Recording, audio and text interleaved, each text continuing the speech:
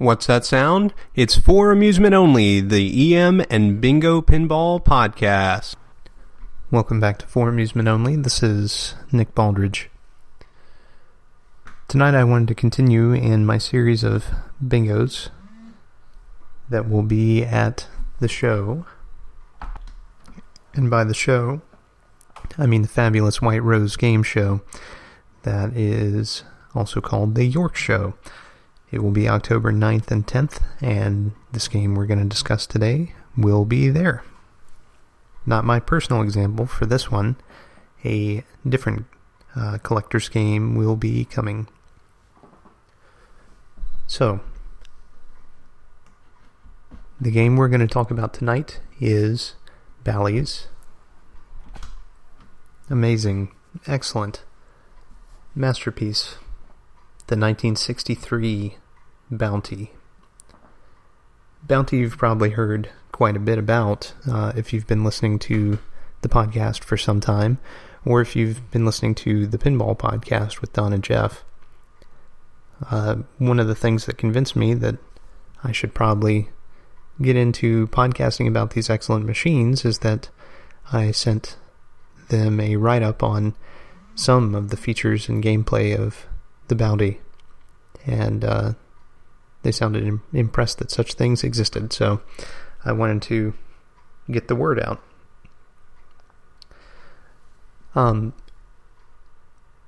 This game is highly, highly collectible. It's considered the holy grail of bingos by many collectors. This game has a feature which is unique all into itself and has the cherished magic screen gameplay that collectors prize. Aside from that, it's got excellent cosmetics and a really pretty cool artwork and theme. So I think it's attractive to players that come and give it a shot. I'm lucky enough to own one of these, but that's only because my friend Steve was interested in selling one. He had one that was unrestored and unshopped. Now, I could mostly play a game, at least it would load some balls up, but it had issues with scoring, and it had issues with some of the gameplay features, most especially the unique feature, which we'll get into shortly. All those things were corrected fairly easily, and the game plays beautifully. I really love it. I have put quite a bit of time into playing that game, and it consistently beats me, even to this day. Now, as with all Magic Screen games, the Bounty is a multi-coin game. That means that you continuously, not continuously, but you feed in money at the start of the game, and this is phase 1 of the gameplay, and you try to get increases in features or odds or both, and then you start playing for the unique feature, which is called the skill shot. So before we get further into that discussion, let's talk about the features and odds that this game has, which are common to the Magic Screen games. It has a screen of numbers which will move and shift from left to right to reveal different colored sections which are arranged in different geometric patterns, which will allow you to score 3, 4, or 5 in one colored section instead of in a row. This is a very powerful feature for a bingo player because you're able to get a winner where you didn't have an inline win before, but the game forces you to choose a position before you're done with your game. So in the normal feature for the Magic Screen, you're allowed to reposition the screen before you shoot your fourth ball. So after you shoot your third and it settles in, you can still reposition the screen up until you shoot your fourth ball. Once you shoot your fourth ball, it's going to lock the screen in that position and you're no longer able to control it. From here, if you land 3, 4, or 5 in that colored section, you can collect replays just as if you got 3, 4, or 5 in a row. Now, at this time, Bally had introduced several extra features to the Magic Screen gameplay. You have a blue section, which rather than scoring 5 in a line for one of the colors, gives you either 300 or 600 replays. The blue section is only 3 balls large, and depending on the feature that you have lit, you can either have to sink all 3 balls in the blue section to get 300 or 600, or if you're really lucky, then you can get the feature lit to sink 2 balls in the blue section for 600 replays. Now, when I win on this machine,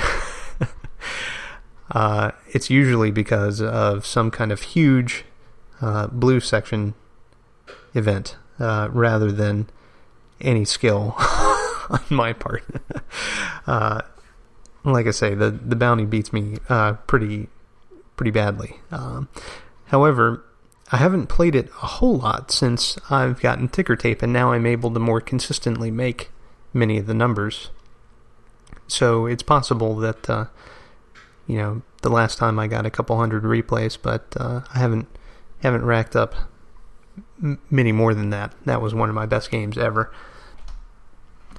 Well, when I finish up anyway. I have had some big winners, including some 600 wins, but I tend to squander those. I never know when to leave the machine. At any rate, this game has triple deck scoring. That means it has independent stepping of red, yellow, and green odds. Those odds track with either lines drawn on the back glass or sections drawn on the screen. As I said, they advance independently. The green odds are, for some reason, tied to the feature called the OK game, or the red letter. Now, what this feature gives you is it allows you to move the screen over to the right and reveal a reverse L-shaped orange section. When you sink 2 balls into this section anywhere, and then hold down the R button, which allows you normally to register replays, it will start the red letter game. Now, each of the letters in the word bounty, B-O-U-N-T-Y, will light red as indicated by the green odds. The first few odds jumps will keep the letter highlighted as B, and when it starts really jumping up, the letters will change as well.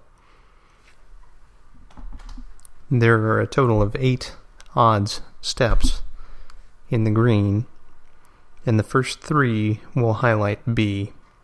Each additional one changes the letter up 1. So once you get to the 4th position, it highlights O, and so forth. Now, on the score and instruction cards, which are located down on the apron of the game, it will list each of the letters in bounty. And on that card, it will list what that letter will give you. And the red letter game is essentially an entirely separate game that will start. All your balls will dump, and the game will start making sounds like crazy as it's racking up the odds and features for that guaranteed red letter game. So, as an example, if you have the B lit in bounty, it's going to rack up your red replays fairly high, your yellow replays somewhere in the middle, and your green replays down low. Then it's going to light A, B, C, and D on the magic screen, along with before fourth on the time tree. And that is it, I believe. Now, in the red letter game, you can pump in additional nickels to play for features or odds and try to get jumps. In my experience, it is rather difficult to attain odds or feature jumps in the red letter game. It's easier to get feature jumps than odds jumps. Now, I don't know if that's just not actually a thing, and it's just my experience that's telling me that. I haven't investigated it deeply enough to know if the game auto-portions red letter odds and feature jumps. But what I do know is that whenever I put nickels in, it tends to give me nothing. So I become rather shy of putting in extra nickels. So what I will do on the red letter game is I play the game as per normal, try to get 3, 4, or 5 in a row or section, and then collect my replays. Now, normally it will give me such an increase in odds in the red that it makes me want to play for the red rather than whatever I was playing for in the previous game. Now, I always finish the previous game before starting the red letter, and the reason is this. You only need 2 balls to start the red letter game, and the remaining 3 can make a 3-in line. Now, the problem with this line of thinking is you can tilt. So you have to make sure that you're playing the game well. So this is all relatively standard Magic Screen stuff. So what else does Bounty have? It's got something called Extra OK. And when this is lit, it allows you to move the magic screen over to the right an additional position. It doesn't reveal any more numbers in the orange section, but it does allow you to position the center column of numbers, the first 3, and the first one over into the second column of numbers in the orange section. This allows you to score a red letter game more easily, especially if you have an extended time tree. Now, I had to stop recording this episode partway through, so pardon me if I'm repeating myself. I know I have talked about this many, many times previously, but the time tree by default is locked to before fourth. You can advance the time tree to before fifth, or best of all, after fifth. Now, with a magic screen, if you have after fifth lit and you have a 3 in line, even on the default A, B, C, D positions on the magic screen, you can get a winner in all 3 different colors normally, if it's a vertical win. If it's a horizontal win, you can possibly get a winner in an additional colored section, but it's less likely. So your best winning potential on a Magic Screen game is to get a vertical 3, 4, or 5 in a line, hopefully 5, and then move the screen an additional 2 spaces and collect in each color, which you can do. The replays are counted independently per color. And I don't know if I've mentioned this before previously, but these games are smart enough to know with triple deck scoring if you've scored in a particular color, and therefore it won't allow you to score again. So if you've already gotten a 5 in a line in the red, and you collect in a different color and then come back to red, it's not going to allow you to score in the red again. Pretty obvious, when you think about it, but, someone had to come up with that idea. So, it's pretty impressive. Now, moving on, the next OK game feature is Super OK. Now, I'm not sure how many other games had the Super OK. It may just be Bally. Super OK gave you the OK game that was specified by the letter N if you had B, O, or U lit. So it would automatically jump to N. It would not increase your green odds commensurate with this, unfortunately. It would just jump to N. Now, if you had T or Y lit, if your green odds were all the way up or just about all the way up, it would also jump it back to N. So you can, in fact, wind up with a worse red letter game than you would have had otherwise with that feature. It is highly unlikely that you'll have the odds ticked up all that way. So, yeah, it's just rarely happens. I've only had the super OK light relatively rarely. I think I've had like a handful of times in all the times I've played Bounty, so it is a rare feature to acquire. Now, beyond that, this Magic Screen game has super sections, and rather than them scoring some kind of special inline win, it will give you 2 score as 3, 3 score as 4, and 4 score as 5. The super sections are red or yellow, and they're marked with white or black lines to indicate that they're super sections. They're not just the standard yellow color or red color. So unless that feature is lit, you don't get that extra winning potential. That's a very powerful feature to have. Again, you can get 2 in the yellow super section, and it will score as 3. Now, if you happen to get 3 in that yellow super section, it will score as 4, and 4 is 5. Where this comes into play is that the yellow super section is a vertical, has a 3-ball vertical portion, along with an upside down L that extends another 2 positions over. So think of it this way. If you had a 3 in line win, and you had the yellow super section lit, then you would score 4 in the yellow. Then you can move the screen over to the right and score in the red, and another couple positions and score in the green. At least assuming you had OK lit to move it over that many positions, but let's just make that a given. So,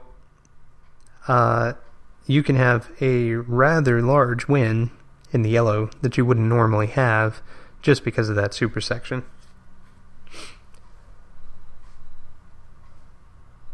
So, where does that leave us? Leaves us with the unique feature for this machine. Bally Bingos had a white button that they would put on the front of the machine that would allow you to play for a unique feature. Some of the machines allowed you to push this white button for a chance to light one or both super sections. On the Bounty, it lights the skill shot. Now, the skill shot is an entirely separate game that's played only with the first ball.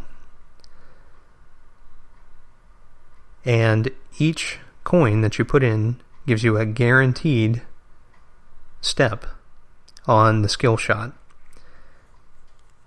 Now, what you're trying to do is get the highest number of replays that you're comfortable betting for, and then you press the gold button on the lockdown bar, and the game will spin. It'll stop and light either 1 or 2 numbers, and those numbers will be flashing, and you have to make that number with your first ball. If you do, then the game will start racking up replays and ticking down the number displayed in the skill shot line on the back glass. Once you've earned all the replays, then you play the rest of your game as per normal. If you miss a skill shot, then you just keep playing your game as per normal, as if nothing happened. But you've completely wasted all the credits that you put in. or nickels, depending. So, the skill shot has a potential to earn up to 120 replays. 120 replays off of, your first ball is pretty good. That's a good feeling when that happens. Now, sometimes you'll put in a nickel and it will jump 2 odds at once. That's a very good feeling as well. So, it's usually worth playing for because you get guaranteed advances, like I mentioned, and so you never waste a nickel playing for that feature. Now, you do have to be good and be able to make the numbers in order to make that work for you, but it is well worth doing so. Now, aside from all those features, if that wasn't enough, the game allows you to play for an additional 3 extra balls. So once you finish your 5-ball game, you can put it in extra ball mode and start feeding in nickels, and the game will search. And it will either advance up to first extra and ball to provide you a new ball in your shooter lane, or it will give you nothing at all. Now this is, common for a multi-coin bingo. And so you either play until you get an extra ball or until you're tired of throwing your money away. And then you start a new game. I will tell you that depending on the features and odds which are lit, the game portions those extra balls differently, and it can be very difficult to achieve them. Now, other than that, let's talk about the theme and the game itself. The theme is pirates. Bounty evokes nautical scenes, right? So you have kind of ships which are screened onto the cabinet. And then you have some ladies apparently having a picnic of some kind on the back glass. And the ships are coming into the island. There are some ladies on the playfield. And then the ocean and the yellow sky is represented on the cabinet. It's a very attractive cabinet. It's not my favorite bingo stencil, but I do enjoy it quite a bit. Metal rails and metal legs. It's a very attractive package altogether. With the typical large magic screen head with the wooden surrounds, it really is an attractive game. So, again, this game will be at the York Show, and it is a rare treat to find one because these were made for export only. And so, in the United States, at least, they're rather hard to find. A lot of them were shipped up to Canada, and so I suspect that many of them, which are in America at this point, were either shipped out and not accounted for somehow, or were actually export games that went to Canada and then came back.